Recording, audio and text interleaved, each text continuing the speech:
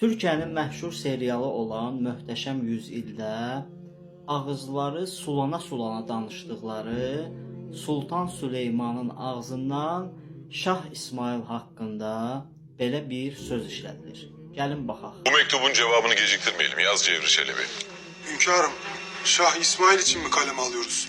Ne Şahı Cevri Çelebi? Emirler ne zaman şah oldu? Çaldıran Ovası'nda mı? Burada bu demək istəyir ki, nə şah? Yəni kimdir şah?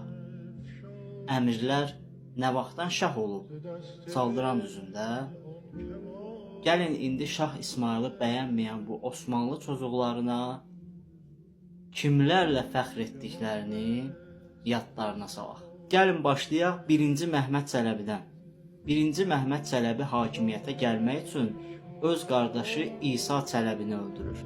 Daha sonra digər 3 qardaşı Musa, Əhməd və Mustafa Çələbiləri də öldürtdürür.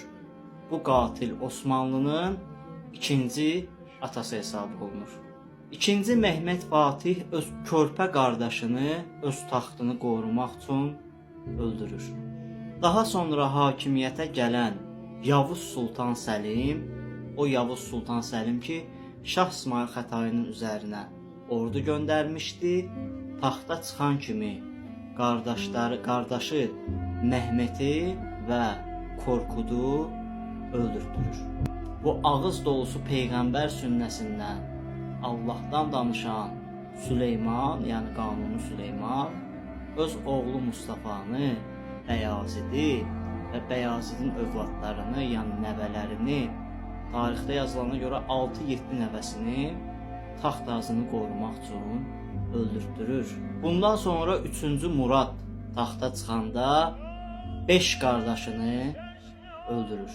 Sonra isə 3-cü Məhəmməd taxta çıxan kimi 19 dənə qardaşını edam elətdirir. Kişi oğlu kişi Şah İsmail Xətai ilə arvadını, uşağını, nəvəsini, oğlunu, qardaşını öldürən bu qatillər bir ola bilərmi? Təbii ki, xeyr. Ona görə də kiməsə söz atanda, kimisə ələ salanda diqqətli olmaq lazımdır və tarixi yada salmaq lazımdır.